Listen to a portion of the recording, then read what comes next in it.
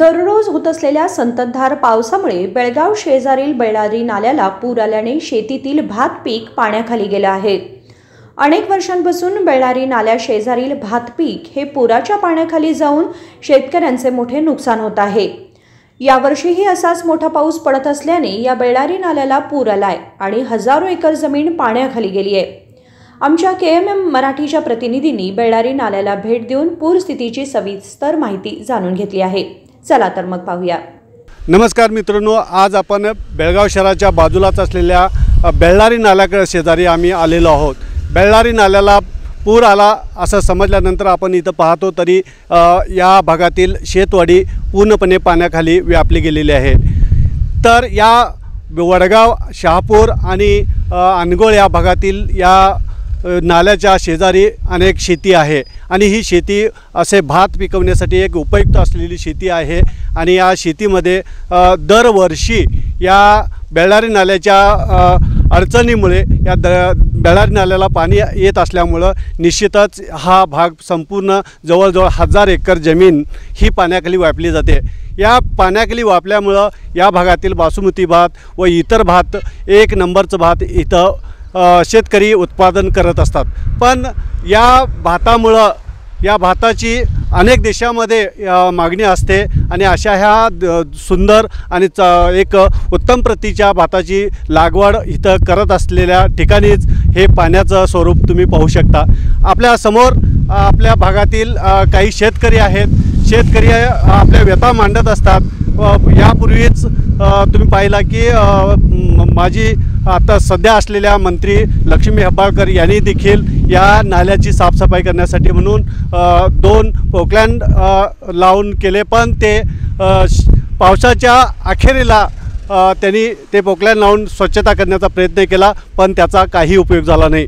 अद्याप या शेतीमध्ये पाणी साचूनच राहिलेलं आहे आणि ही शेती खरोखर अनगोळ, वडगाव, शहापूर आणि या भागातील अनेक छोट्या मोठ्या अल्पधारक शेतकऱ्यांची ही शेती ही पाण्याखाली गेल्यामुळं त्यांचं जीवन, हे शेतकऱ्यांचं जीवन खरोखरच एक कष्टमय बनलेलं आहे। आणि आता तर ह्या पुरातून जी शेती खराब किंवा भात पीक हे जे खराब झालेलं आहे किंवा खराब होणार आहे, या पिकाला सरकारनं परिहार देणं काळाची गरज आहे। तर आपण जाणून घेऊया की आपण ह्या भागातील शेतकरी आहेत राजू मर्वे यांच्याकडून आपण जाणून घेऊया। साहेब, तुम्ही या ठिकाणी तुमची शेती आहे, शेतीची काय व्यथा आहे इथं?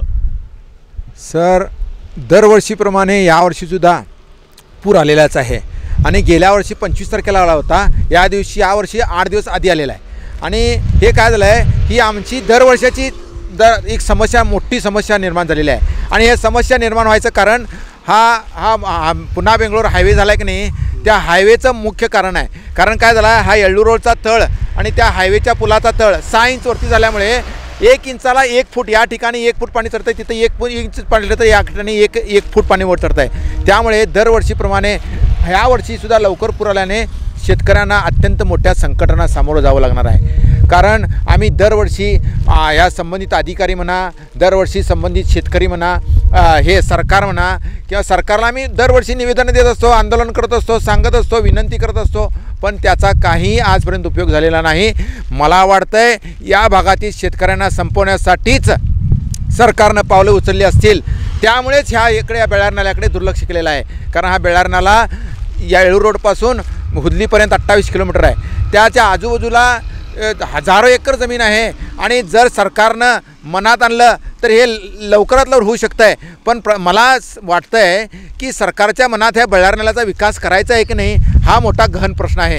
कारण अनेक सरकारं आली गेली, सगळं झालं, पण यावेळेस तरीसुद्धा आत्ताचं सरकार जे आहे, आता सरकार अस्तित्वात कर्नाटकात आलेलं आहे, ते सरकार शेतकऱ्यांचं सरकार म्हणून आलेलं आहे। कारण शेतकऱ्यांनीच एवढ्या मोठ्या त्यांना जागा मिळवून दिलेल्या आहेत। तेव्हा या भागातील शेतकऱ्यांना वाचवायचं असेल, शेतकऱ्यांचा आशीर्वाद घ्यायचा असेल, कारण या ठिकाणच्या भागातले शेतकरी अल्पभूधारक आहेत आणि ते अशी पिकं बघा, तुम्ही जर पाहायला गेलं असं या ठिकाणी आत्महत्या जास्त होत नाहीत। आत्ताच मी ऐकलं आहे, आजच ह्या बेळारी नाल्याच्या बाजूला एका शेतकरी गेला होता बेळारी नाल्याला, त्याला सर्पदंश झाला आणि तो आता हॉस्पिटलमध्ये हे आहे ॲडमिट झालेला आहे। तेव्हा सरकारनं ताबडतोब या भागातील शेतकऱ्यांना दिलासा देण्यासाठी म्हणून ज्या ज्या ठिकाणी पुलं आहेत त्या ठिकाणी जे जलपर्णी आहे ती जलपर्णी काढल्यास काय होतं आहे, दिलासा दिल्यासारखं होतं आणि पाणी उतरून जाईल. कारण आता हे भात पेरलेलं आहे, हे टिकतं आहे ह्याची गॅरंटी नाही. कारण किती वेळा पूर येईल, कारण 3-3, 4-4 वेळा पूर आलेला आहे. आणि हे भात लावताना काय झालं आहे, आता आम्ही जर ह्या भातात नट्टी लावायला गेलो तर जमीन आणि नट्टी लावायचं असेल तर 2 इंच पाणी लागत आहे. ते 2 इंच पाणी असेल तर ती नट्टी टिकते, नाहीतर भात लावणी आणि जर पाणी वर चढलं तर भात लावणी सगळी सत्यानाश होऊन जाते. आणि त्यासाठी म्हणून सरकारनं ताबडतोब पावले उचलून हा बल्लारी नाला साफ करून या भागातील शेतकऱ्यांना दिलासा द्यावा अशी आमची संबंधित अधिकारी आणि हे सरकार त्याला विनंती आहे. त्याचबरोबर खरं सांगायचं झालं तर तुम्ही म्हणताय तसं या भागातील शेतकऱ्यांना नुकसान भरपाई द्यावी. आम्हाला नुकसान भरपाई नकोच आहे तुमची. तुम्ही किती देणार? आता गुंठ्याला 60-70 रुपये देणार, मग आम्हाला तुमची 60-70 रुपये नको. बल्लारी नाला क्लीन करून द्या. आम्हाला तुमच्या 1 रुपयाची अपेक्षा नाही आहे. तेव्हा सरकारनं ताबडतोब पावले उचलून हा बल्लारी नाला क्लीन करून आम्हाला शेतकऱ्यांना दिलासा द्यावा अशी आमची विनंती आहे. मित्रांनो, आपण पाहिलात की शेतकऱ्याची व्यथा की आम्हाला नुकसान भरपाई नको, पण हा नाला व्यवस्थितरित्या साफ करून द्यावं असं त्यांची मागणी आहे. कॅमेरामॅन संकल्प बरोबर मी महादेव पवार, KMM मराठी न्यूज, बेळगाव. बेळ्ळारी नाल्यामधील जलपर्णी काढून हा नाला स्वच्छ करून द्यावा व पाण्याचा निचरा होईल एवढेच करा. आम्हाला भात पिकाचे नुकसान नको आहे, पण नाला मात्र स्वच्छ करून पाण्याचा निचरा होईल असं करावी अशी मागणी यावेळी शेतकऱ्यांनी केली आहे. या नाल्याशेजारी शहापूर, वडगाव, अनगोळ, धामणे, येळूर अशा अनेक अल्पधारक शेतकऱ्यांची जमीन आहे. ही समस्या कधी दूर होणार हे आता येणारा काळच सांगेल. महादेव पवार, KMM मराठी, बेळगाव.